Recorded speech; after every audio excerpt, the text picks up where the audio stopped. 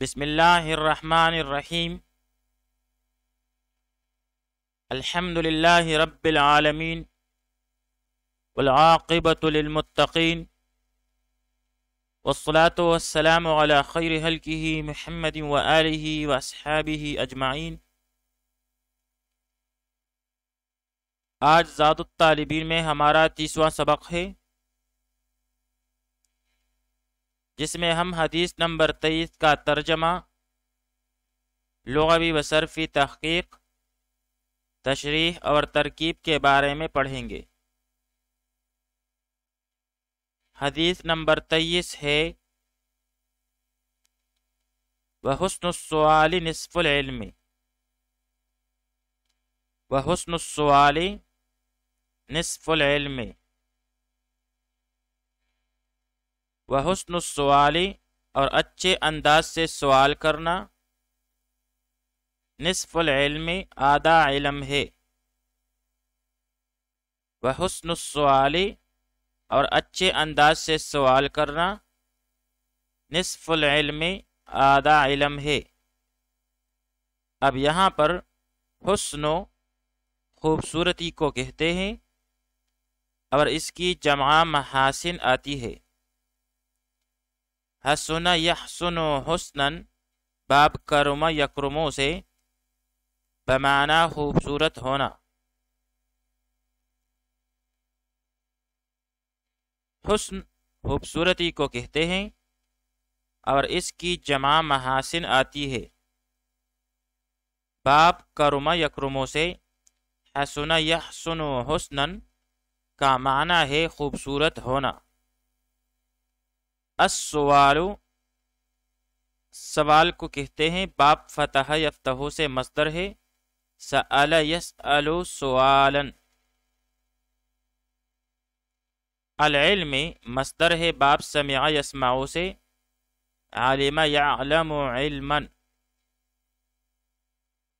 اور اس کے معنی ہے حقیقت شے کا ادراک اور یقین اور معرفت، اور جمع اس کی علوم آتی ہے۔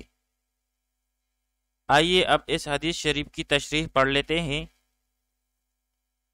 کسی علمی مسئلہ میں خوب سوچ سمجھ کر اچھی طرح سوال کر کے اپنے شک کو دور کرنا آدھا علم ہے۔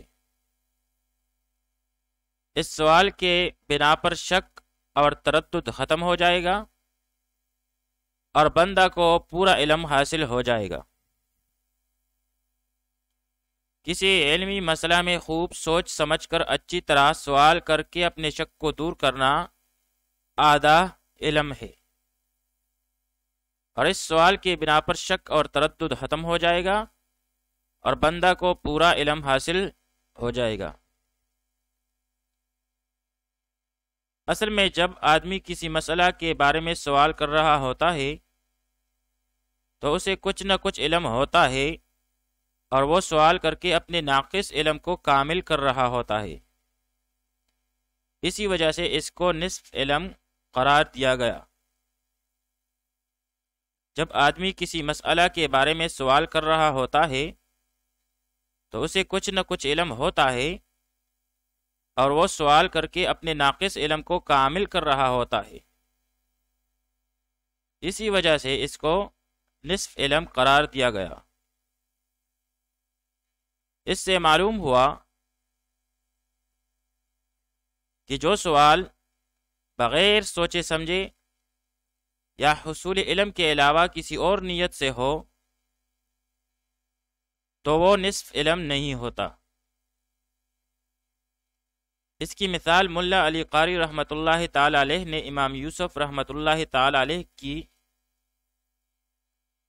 ایک شاگرد کی دی ہے کہ وہ خاموش رہتا تھا۔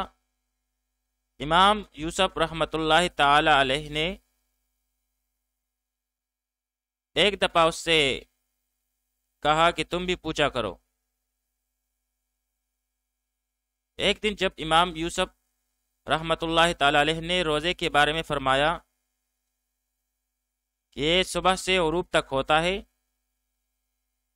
تو اس پر اس طالب علم نے سوال کیا کہ حضرت اگر سورج غروب نہ ہو تو پھر کیا کریں؟ تو امام یوسف رحمۃ اللہ تعالی علیہ نے فرمایا فَإِنَّ سُكُوتَكَ خَيْرٌ مِّن كَلَامِكَ، کہ تمہاری خاموشی سوال کرنے سے بہتر ہے۔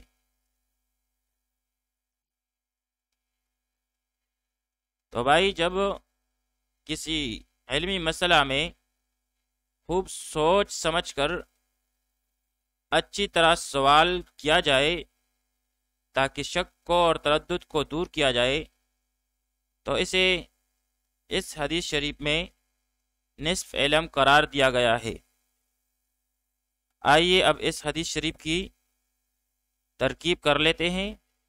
وحسن السوال واو استنافیہ، حسن مرفوع بالضم لفظاً مضاف، السوال مرفوع بالضم لفظاً مضاف الیہ، مضاف اور مضاف الیہ مل کر مبتدا، نصف العلم نصف مرفوع بالضم لفظاً مضاف، العلم مجرور بالکسر لفظاً مضاف الیہ، مضاف اور مضاف الیہ مل کر خبر ہوئی ما قبل مبتدا کے لیے، مبتدا اپنی خبر سے مل کر جملہ اسمیہ خبریہ ہوا۔